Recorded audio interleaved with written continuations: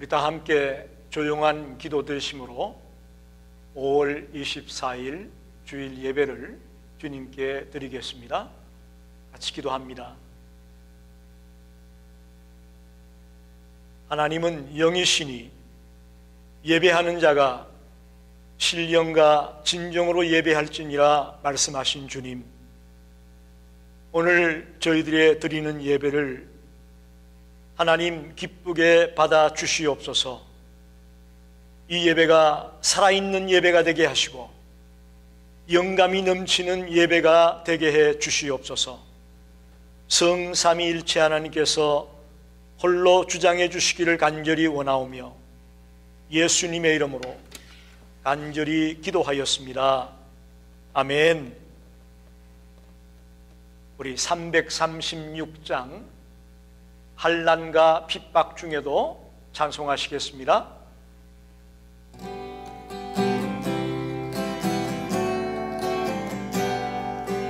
환난과 핍박 중에도 성도는 신앙 지켰네.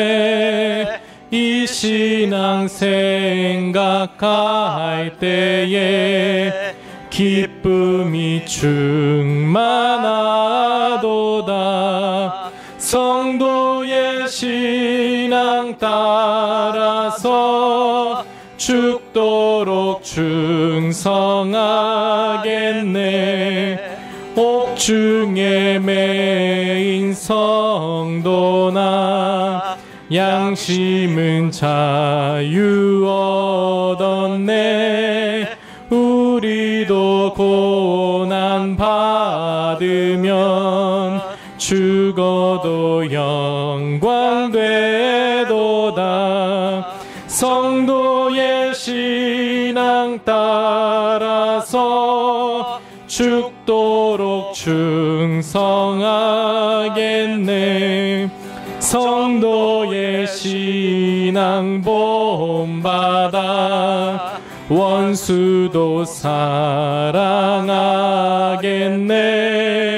인자한 언어 행실로 이 신앙 전파하리라. 성도의 신앙 따라서 죽도록 충성하겠네. 아멘.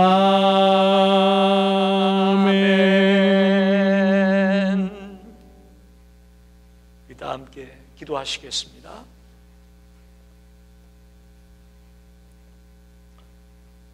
살아계신 하나님, 한 주간도 주어진 환경 속에서 열심히 살다가 주님께 예배하러 나왔습니다. 세상 만물의 창조자시요 우리 인생들의 주인이신 주님의 이름을 높여드립니다. 온 마음과 뜻과 정성을 다해 경배와 찬양을 올려드립니다. 홀로 영광 받으시옵소서. 이 시간 있는 그대로의 모습으로 주님 앞에 나왔습니다. 입술로 범죄했고 생각으로 범죄했고 행동으로 범죄했음을 고백합니다. 구원받은 하나님의 자녀다운 삶을 살아야 하는데 그렇지 못했습니다.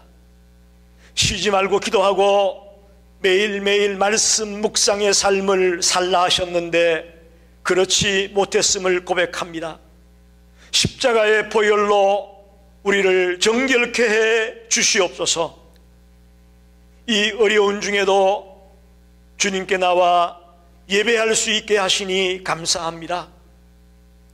코로나 바이러스가 공기로 전염이 되지 않고 비말이나 접촉에 의해서만 전염이 되게 하시니 감사합니다. 조용히 공원을 산책도 하고 지난날의 나의 삶을 회고해 볼 수도 있고 틈틈이 맛있는 음식도 해 먹을 수 있게 하시니 감사합니다. 어려움 속에서 불평만 하는 삶이 되지 말고 작은 것 하나에도 감사하는 삶을 사는 저희들이 되게 해 주시옵소서. 이 시간 미국을 위해 간절히 기도합니다. 확진자가 160만 명에 가깝고 사망자가 9만 5천 명이 되어졌습니다. 앞으로도 얼마나 더 많은 확진자와 사망자가 생길지 알 수 없습니다. 주여, 우리를 불쌍히 여기시고 도와주시옵소서. 주님, 백신과 치료제가 개발되어져서 모든 분야에서 정상적인 삶을 살 수 있을 때가 속히 오게 해 주시옵소서. 교회를 위해 기도합니다. 지금 교회들마다 2달 넘게 모여서 예배하지 못하고 있습니다. 앞으로도 얼마나 더 지속될지 알 수가 없습니다. 동영상 예배로는 한계가 있음을 고백합니다. 주여, 간섭하시고 인도하셔서 마음껏 예배할 수 있는 때가 속히 오게 해 주시옵소서. 이 교회가 땅끝까지 복음을 전하며 특별히 믿다가 실족한 자, 타락한 자, 아직도 갈까 말까 망설이는 자들이 돌아와서 같이 예배하는 교회가 되게 해 주시옵소서. 성도님, 한 사람 한 사람을 위해 기도합니다. 저희들 이 아침에 각자의 기도의 제목을 가지고 주님 앞에 나왔습니다. 우리 가운데 질병의 문제로 신음하는 자가 있습니다. 물질 문제로 어려움 당하는 자가 있습니다. 자녀들 때문에 눈물 뿌려 기도하는 가정이 있습니다. 인간관계 때문에 아파하며 눈물로 기도하는 성도들이 있습니다. 주여, 저들을 외면하지 마시고 주님의 넓은 품에 안아주시며 저들의 간절한 기도의 제목들이 응답받는 시간이 되게 해 주시옵소서. 오늘은 특별히 건성현 전도사님 하나님의 말씀을 들고 단위에 섰습니다. 사랑하는 종에게 성령의 충만함을 덧입혀 주시고 살아있는 하나님의 말씀을 담대하게 증거할 수 있도록 주께서 친히 붙들어 주시옵소서. 모든 예배의 시종을 주님에게 의탁하며 예수님의 이름으로 간절히 기도하였습니다. 아멘. 하나님의 말씀을 봉독합니다. 시편 89편 19절에서 37절까지 말씀입니다. 시편 89편 19절에서 37절까지 말씀입니다.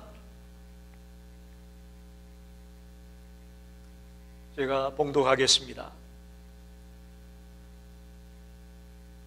그때 주께서 한상 중에 주의 성도들에게 말씀하여 이르시기를, 내가 능력 있는 용사에게는 돕는 힘을 더하며 백성 중에서 택함 받은 자를 높였으되, 내가 내 종 다윗을 찾아내어 나의 거룩한 기름을 그에게 부었도다. 내 손이 그와 함께하여 견고하게 하고 내 팔이 그를 힘이 있게 하리로다. 원수가 그에게서 강탈하지 못하며 악한 자가 그를 곤고하게 못하리로다. 내가 그의 앞에서 그 대적들을 박멸하며 그를 미워하는 자들을 치려니와 나의 성실함과 인자함이 그와 함께하리니 내 이름으로 말미암아 그의 뿔이 높아지리로다. 내가 또 그의 손을 바다 위에 놓으며 오른손을 강들 위에 놓으리니 그가 내게 부르기를, 주는 나의 아버지시요 나의 하나님이시요 나의 구원의 바위시라 하리로다. 내가 또 그를 장자로 삼고 세상 왕들에게 지존자가 되게 하며 그를 위하여 나의 인자함을 영원히 지키고 그와 맺은 나의 언약을 굳게 세우며 또 그의 후손을 영구하게 하여 그의 왕위를 하늘에 날가 갖게 하리로다.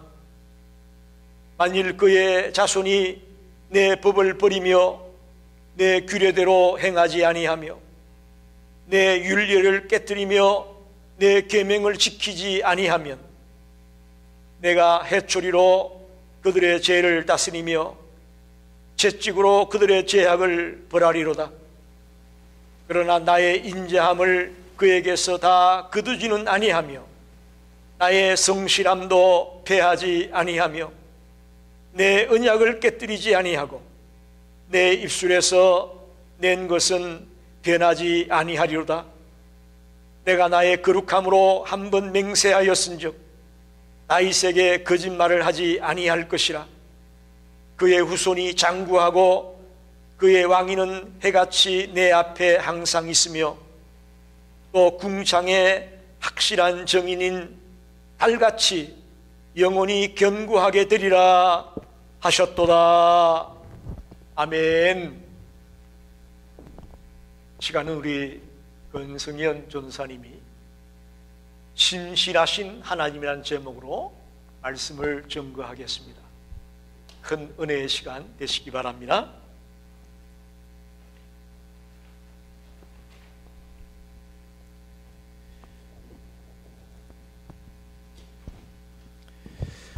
네, 오랜만에 우리 시카고 교회 성도님들을 뵙습니다.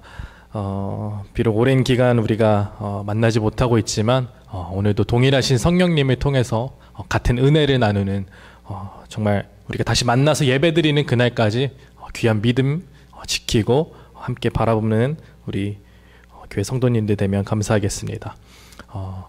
오늘 본문 제목이 뭐라고 소개하셨죠, 목사님이? 신실하신 하나님입니다. 영어로는 What a faithful God 이라고 되겠는데요. 오늘 본문 말씀은 하나님께서 다윗과 맺으신 언약의 내용입니다.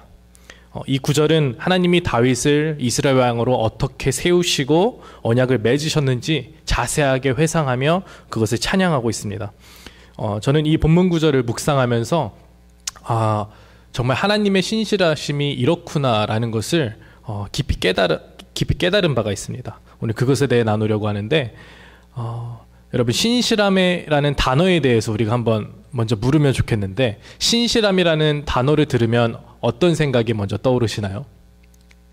저 사람 참 신실하다, 참 신실한 성도야, 신실한 집사야, 신실한 권사야, 이런 말 들으면 뭔가 거룩한 그런 느낌이 떠오르죠. 뭔가 영적이고 거룩할 것 같다, 이런 우리가 이미지가 떠오를 수 있는데, 사실 성경에서 말하는 하나님의 신실함을 얘기할 때 그 신실함은 그런 이미지와는 조금 뉘앙스가 다릅니다.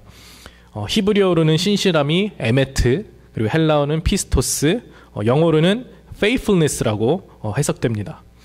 그리고 우리나라 말로 좀 풀어서 설명하면요, 신실함이라는 말은 믿음직하고 거짓이 없고 변함이 없다라는 뜻입니다. 그래서 하나님의 신실함이라고 얘기를 하면 하나님은 믿음직하고 거짓이 없으시며 변함이 없으신 분이다 라고 설명을 하는 거죠. 그렇다면 필연적으로 우리는 이런 질문을 할 수밖에 없습니다. 그렇다면 하나님은 무엇에 대해 믿음직하고 무엇에 대해 거짓이 없으시며 무엇에 대해 변함이 없으신가 라고 당연히 질문을 할 수밖에 없겠죠. 성경에서는 이러한 하나님의 신실함에 대해 많은 구절에서 묘사하고 있는데요. 그 중에 대표적인 구절을 제가 한번 대신에 읽겠습니다. 신명기 7장 9절 말씀인데요. 그런즉 너는 알라, 오직 내 하나님 여호와는 하나님이시요 신실하신 하나님이시라. 그를 사랑하고 그 계명을 지키는 자에게는 천대까지 그 언약을 이행하시며 인애를 베푸시되. 성경에서 언급되는 하나님의 신실하심의 특징 중에 하나는요, 하나님이 맺으신 언약 가운데에 그 특징이, 그 신실하심이 잘 두드러진다라는 사실입니다. 그래서 저는 오늘 이 언약에서 드러난 하나님의 신실하심에 대해 그 특성에 대해 함께 나누고자 합니다. 하나님의 신실함에는 두 가지 속성이 있는 것 같습니다. 첫째로는 하나님의 공의입니다. 기본적으로 하나님께서 맺으신 언약의 특징은요, 언약의 대상자가 자격이 있어서 그 언약을 맺은 것이 아니라 전적으로 하나님의 은혜로 주어졌습니다. 우리가 잘 알고 있는 구약에 나오는 아브라함과의 언약, 그리고 모세와의 언약, 그리고 다윗과의 언약까지 그 대상자들이 잘라서 된 것이 아니라 전적으로 하나님의 은혜로 주어지게 된 것이죠. 이렇게 하나님과 언약을 맺음으로써 우리는 하나님의 백성이 되는 것입니다. 이것은 일종의 하나님과 맺은 영적인 계약이라고 하면 우리가 이해하기 쉬울 것 같아요. 그런데 문제는 이 계약에 문제가 생겼는 경우예요. 계약을 위반하게 된 경우예요. 우리가 살아가는 이 세상에서도 예를 들어 부동산 계약 같은 것이 있죠. 미국 같은 경우는 제가 잘 모르겠는데 한국에서 있을 때 원룸을 계약한 적이 있습니다. 그러면은 가서 서류에 사인을 하고 위약금 걸고 이런 절차를 밟잖아요. 그러다가 어느 한쪽이 일방적으로 그 계약을 파기하면은 일정한 위약금을 물게 돼 있습니다. 이런 법칙이, 계약에는 이런 법칙이 있는데 그렇다면 하나님과 맺은 언약을 파기한 대가는 무엇일까요? 오늘 본문 말씀에 나와 있습니다. 30절, 31절, 그리고 32절 말씀 보겠습니다. 만일 그의 자손이 내 법을 버리며 내 규례대로 행하지 아니하며 내 율례를 깨트리며 내 계명을 지키지 아니하면 내가 회초리로 그들의 죄를 다스리며 채찍으로 그들의 죄악을 벌하리로다. 이 말씀이 시사하는 바가 무엇입니까?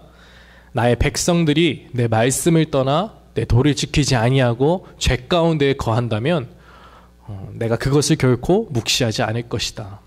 일종의 하나님의 경고이자 처벌인 셈입니다. 여러분, 이것이 바로 하나님의 공의예요. 왜냐하면 하나님의 신실하신 그 공의 가운데에는 악을 징벌하시고 심판하시는 속성이 있으시기 때문입니다. 그래서 언약을 맺은 사람이 하나님께 불순종하였을 때에 그 하나님의 공의가 실현되거든요.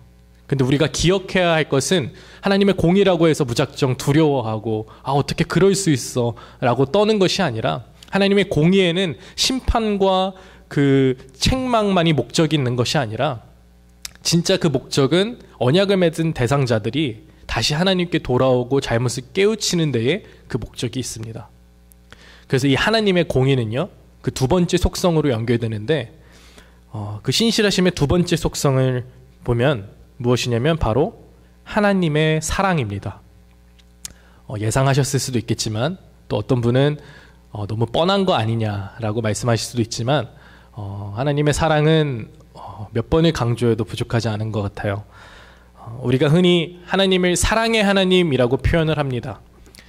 사랑의 하나님, 많이 익숙한 표현이죠. 그런데 여기서 말하는 사랑은요, 우리가 흔히 이해하고 받아들이는 그 사랑의 개념을 뛰어넘습니다. 특별히 하나님이 언약을 맺으신 그 상대방을 향한 마음의 그 사랑은요, 그냥 사랑이 아니라 마치 저는 무모한 사랑이라고 표현하고 싶어요. 영어로는 reckless love라고 할 수 있겠는데, 왜 무모한 사랑이냐? 우리가 일반적으로 결혼의 언약을 맺으면 부부가 되잖아요. 그리고 부부가 됐다는 것은 한평생 서로 정절을 지키며 진짜 서로 헌신하며 살겠다라는 그 서약인데, 그게 우리의 상식이고 개념인데, 만약 여러분 상대방이 딴짓을 하거나 한눈을 팔거나 간음을 한다면 그 관계는 필연적으로 깨어질 수밖에 없습니다. 그것이 관계의 법칙이에요. 그것이 바로 언약의 법칙입니다. 기브 앤 테이크고 가는 말이 고와야 오는 말이 곱잖아요. 근데 하나님의 사랑은 어떠합니까? 저는 개인적으로 호세아 선지자의 이야기가 바로 이 하나님의 신실하신 사랑을 잘 드러내준다고 생각을 합니다. 하나님께서는요, 호세아 선지자에게 어떤 명령을 내리셨는지 아십니까? 이런 명령을 내리세요. 말 그대로 너는 가서 음란한 여자와 결혼해라 라고 말씀하십니다. 이게 얼마나 선지자에게 치명적인 말씀이었겠습니까? 선지자라고 하면은 모든 백성들이 우러러보고 존경하는데, 그 선지자가 음란한 여자와 결혼해서 음란한 가정을 꾸렸다? 이거는 정말 손가락 받고 매도당할 일이었거든요. 근데 그 선지자 보고 하나님께서 음란한 여자와 결혼하라고 하셨습니다. 저도 참 이 말씀이 어려워요. 저도 아직 결혼을 안 했잖아요. 그래서 그런 항상 기도 제목을 가지고 있는데 하나님께서 만약에 저보고 가서 음란한 여자와 결혼하라 라고 하면은 마음이 얼마나 이게 힘들까 어려울까 이렇게 생각을 해봤습니다. 그런데 호세아는 의문을 가졌지만 순종합니다. 그리고 고멜이라는 창녀와 결혼을 하게 됩니다. 그래서 최선을 다해 그녀를 사랑하고 변화시키기 위해 노력을 해요. 근데 돌아온 결과는 어떠했죠? 그녀는 번번이 그의 노력을 배신하고요. 번번이 간음하게 됩니다. 그러한 상황 속에서 호세아 선지자의 마음이 어떠했을까요? 저라면 배신감과 좀 분노 그리고 절망과 한탄이 나왔을 것 같아요. 어떻게 네가 그럴 수 있냐? 내가 너를 거두어서 그렇게 사랑을 해주고 변화시키기 위해 노력을 했는데 너는 정말 변하지 않는구나. 너는 결국 어쩔 수 없구나. 이런 마음이 나왔을 것 같아요. 그리고 하나님을 향해서도 왜 나에게 이런 시련을 주셨습니까? 주님. 이런 원망도 나왔을 것 같습니다. 그런데요, 그 순간 호세아는요, 음란한 아내인 고멜의 모습을 통해서 자신의 민족인 이스라엘의 모습을 바라보게 됩니다. 계속 똑같은 죄를 반복하면서 짓는 그 음란한 아내인 고멜의 모습을 통해서 하나님을 떠나서 자기 멋대로 살면서 방종하는 패역한 불순종하는 이스라엘의 모습을 느끼게 된 거예요. 그리고 그 순간 호세아의 선지자의 마음에 하나님의 마음이 부어집니다. 아무리 음란한 고멜 아내라 하더라도 아무리 음란한 이스라엘이라 하더라도 내가 그들을 결코 포기할 수 없느니라. 왜? 내가 그들을 사랑하기 때문이다라는 하나님의 마음이 강력하게 호세아 선지자의 마음에 부어집니다. 그리고 호세아 선지자가 선포합니다. 호세아 11절 8절에 나옵니다. 에브라임이여 내가 어찌 너를 놓겠느냐? 이스라엘이여 내가 어찌 너를 버리겠느냐? 내가 어찌 너를 아드마같이 놓겠느냐? 어찌 너를 스보임같이 두겠느냐? 내 마음이 내 속에서 돌아서 나의 긍휼이 온전히 불붙듯 하도다. 이 말은요, 간음하고 주님을 떠나서 자기 마음대로 사는 패역한 이스라엘 백성들을 향한 하나님의 마음이에요. 내가 어찌 너를 그럼에도 버리겠느냐? 내가 어찌 너를 그럼에도 모른 척 하겠느냐? 너를 향한 내 사랑의 마음이 불붙듯 하는도다 라고 말씀하고 계십니다. 여러분, 이것이 하나님의 신실하신 사랑입니다. 수없이 간음하고 무너지고 더러운 모습이지만 그 모습 그대로 사랑한다고 말씀하시는 것. 마치 아버지를 배신하고 집 나간 탕자가 언제 돌아올지도 모르는데 먼 발치 집 밖에 나서서 한없이 묵묵히 아들이 돌아오기까지 기다리는 그 애타는 아버지의 마음. 그런 마음이 아닐까요? 오늘 본문 말씀에도 그게 잘 표현되어 있어요. 33절, 34절에 보면 이 말씀이 나오죠.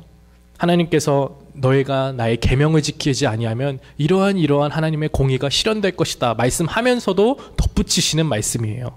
그러나 나의 인자함을 그에게서 다 거두지는 아니하며 나의 성실함도 패하지 아니하며 내 언약을 깨트리지 아니하고 내 입술에서 낸 것은 변하지 아니하리로다. 아멘.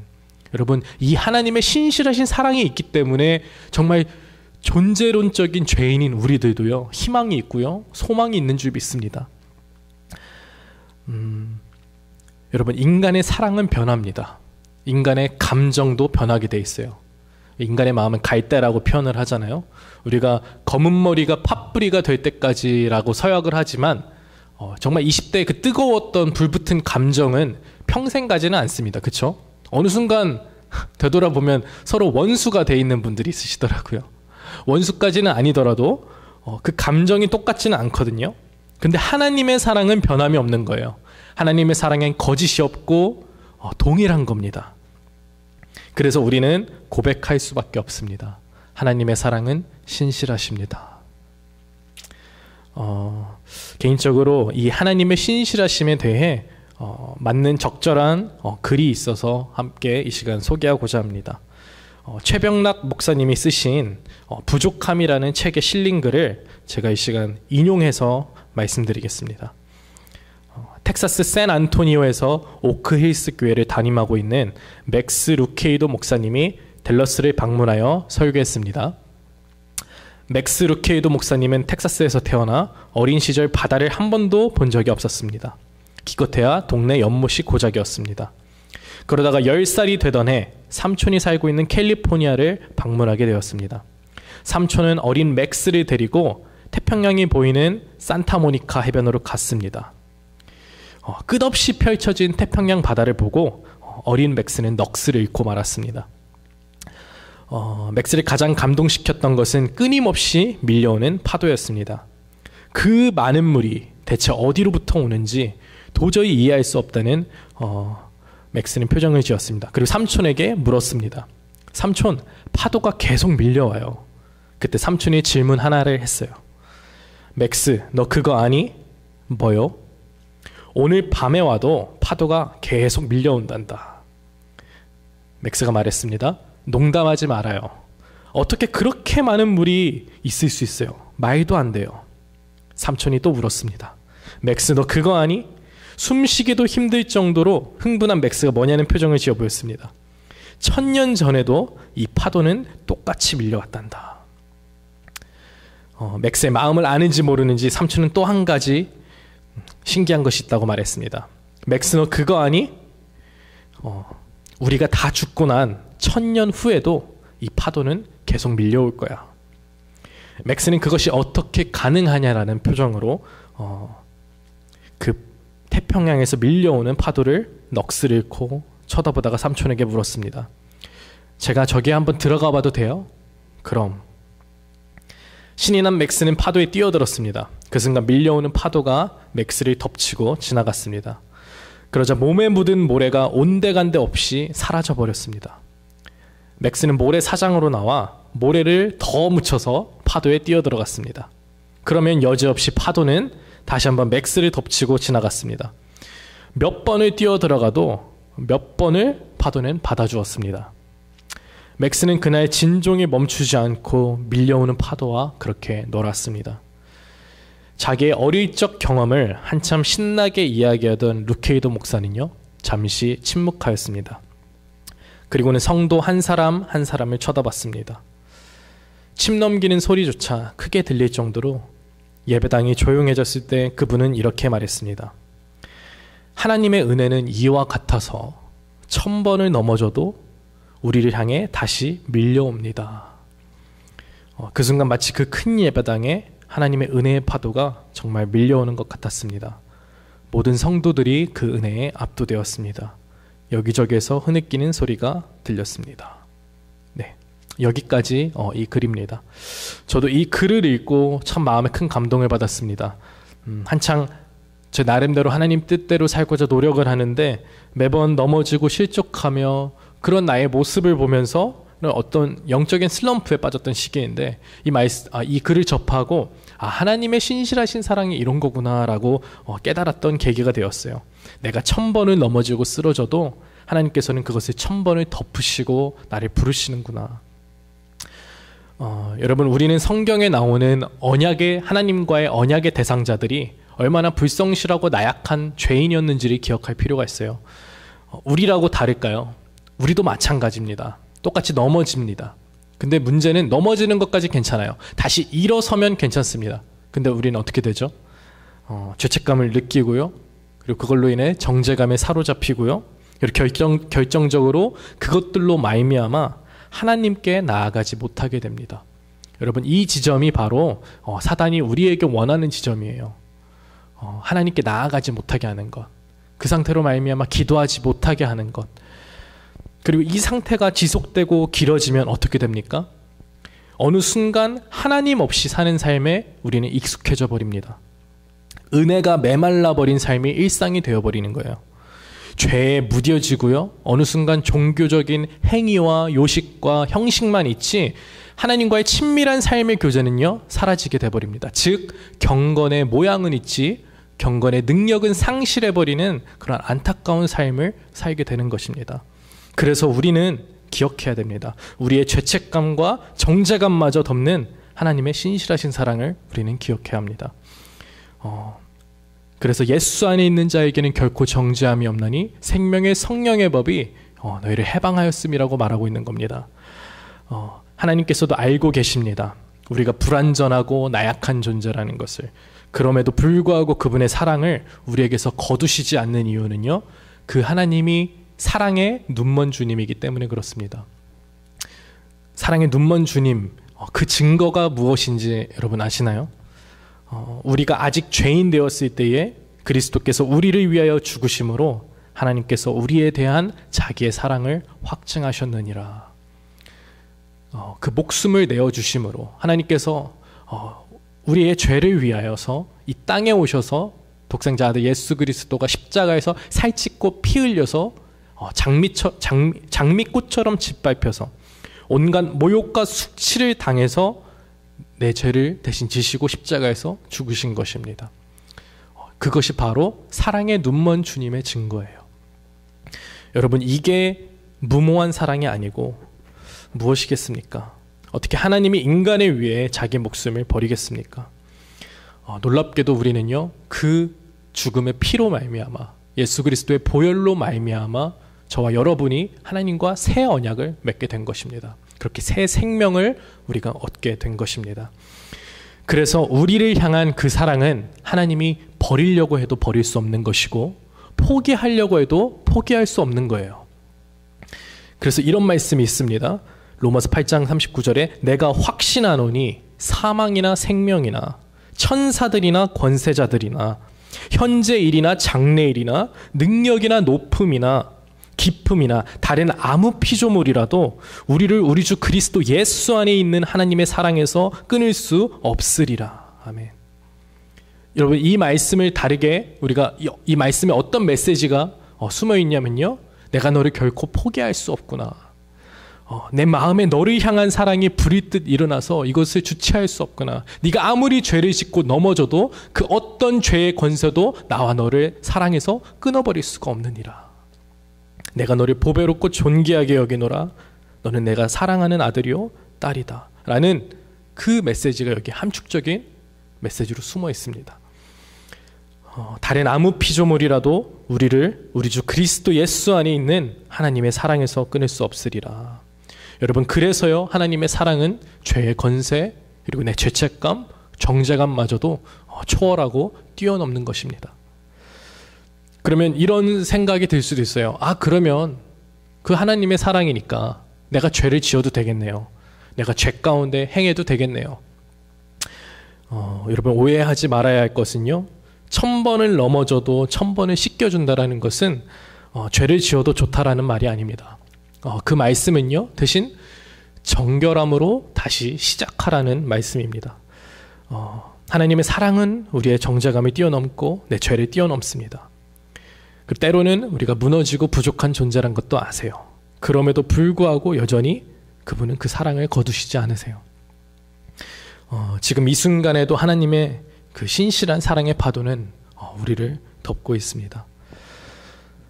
그렇다면 왜 이렇게 미련한 사랑일까요? 왜 이렇게 바보와 같은 사랑일까요? 그분이 바라시는 것은 오직 한 가지입니다. 바로 그분을 향한 우리의 사랑을 원하십니다. 호세아 6장 6절 말씀입니다.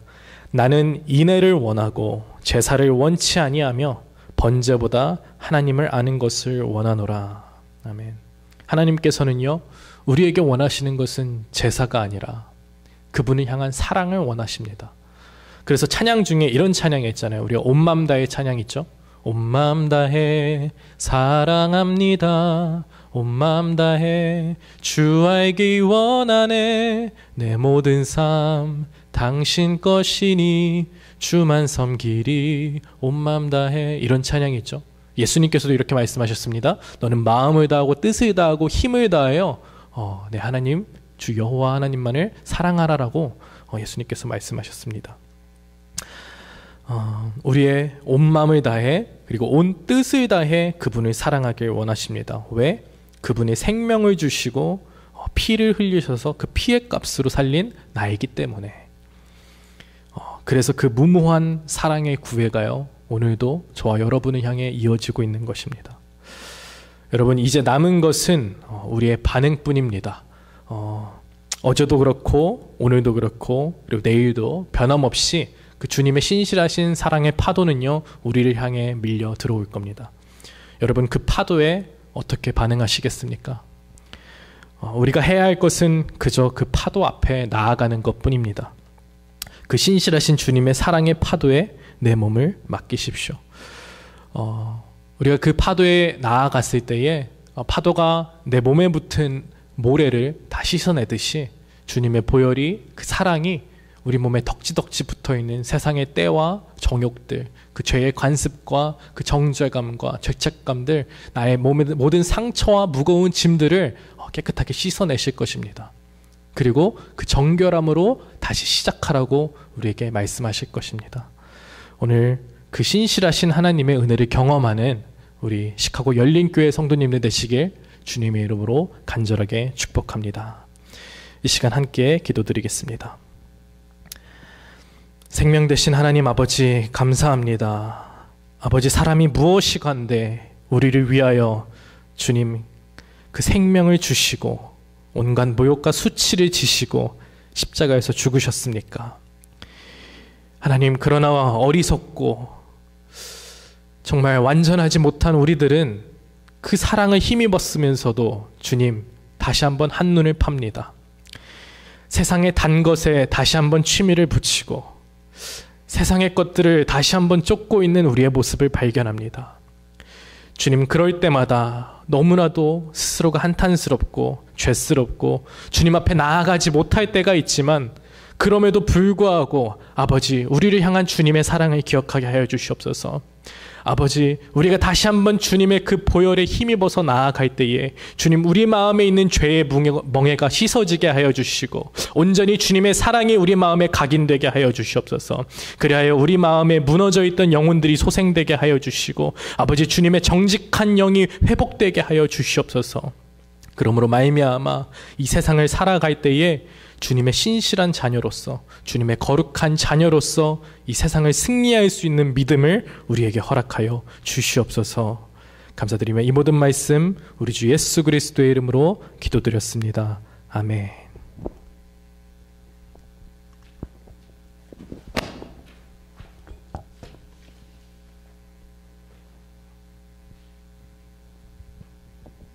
감사합니다.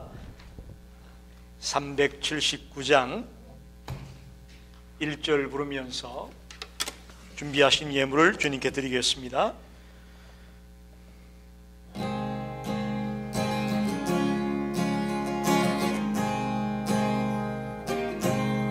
내 갈 길 멀고 밤은 깊은데 빛 되신 주, 저 본향집을 향해 가는 길 비추소서. 내 가는 길 다 알지 못하나 한 걸음씩 늘 인도하소서.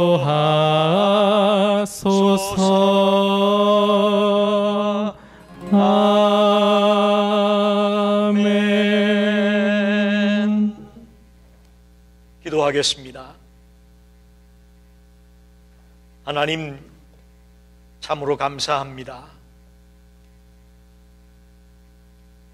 저희들 주님의 사랑을 받고 살아왔음을 다시 한번 깨닫습니다.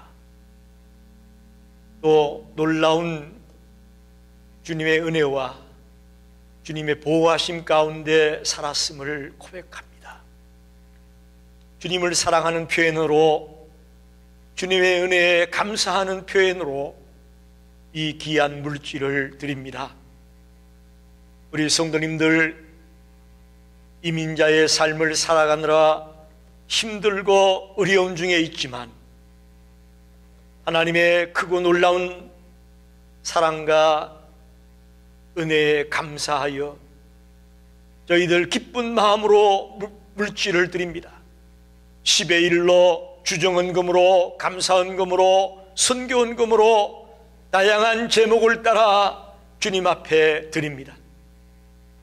주님이 귀한 손길들을 일일이 기억하시고 주님께서 늘 동행해 주시기 원합니다.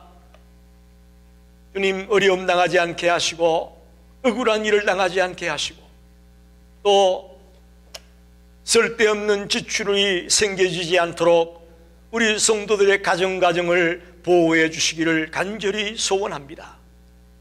그래 정말 가는 곳마다 주님의 이름을 드높이는 또 그리스도의 향기를 바라는 삶을 살아가는 모든 성도들이 다 되게 해 주시옵소서.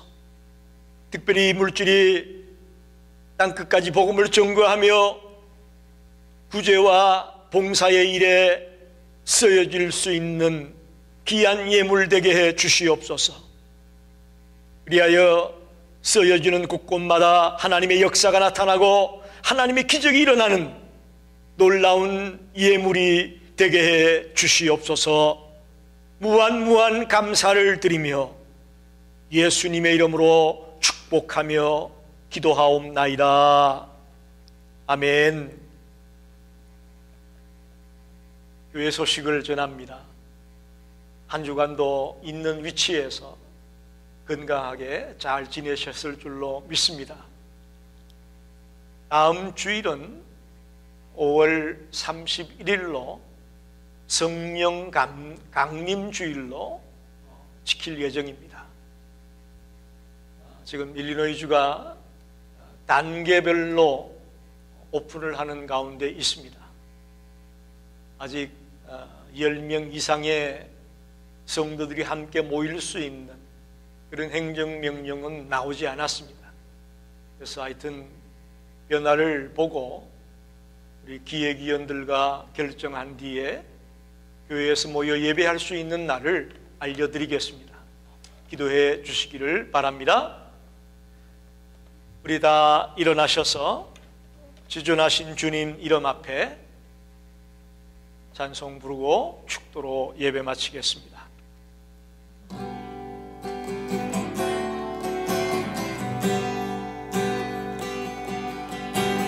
지존하신 주님 이름 앞에 모두 무릎 꿇고 다 경배해. 거룩하신 주님 보좌 앞에 엎드려 절하세.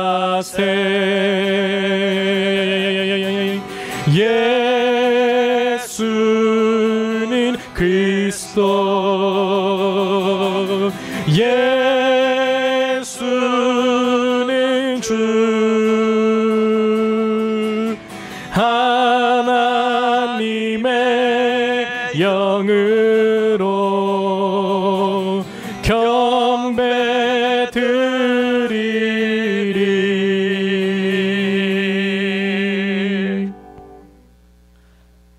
하나님, 이 시간 간절히 기도합니다. 우리와 함께 오랜 시간 신앙생활 하셨던 사랑하는 이해중 권사님, 이제 마지막을 맞이하고 있습니다. 주님께서 편안하게 주님 품에 안길 수 있도록 인도해 주시기를 간절히 기도합니다. 사랑하는 이용자 집사님과 모든 가족들, 이 힘들거리운 때를 주님을 바라보며 또 부활과 영생을 소망하며 이 어려운 때를 믿음으로 이겨낼 수 있는 가정이 되게 해 주시옵소서. 지금은 온 인류의 구주가 되시는 예수 그리스도의 은혜와 하나님 아버지의 무한하신 사랑하심과 보혜사 성령님의 감동, 감화, 역사, 인도하심이 오늘 신실하신 하나님, 이 놀라운 하나님의 말씀을 통해 우리가 얼마나 놀라운 하나님의 사랑을 받고 사는 자인 줄을 깨닫고 힘을 얻고 돌아가는 모든 성도들 머리에 이제부터 영원토록 함께 계시기를 간절히 축원하옵나이다. 아멘.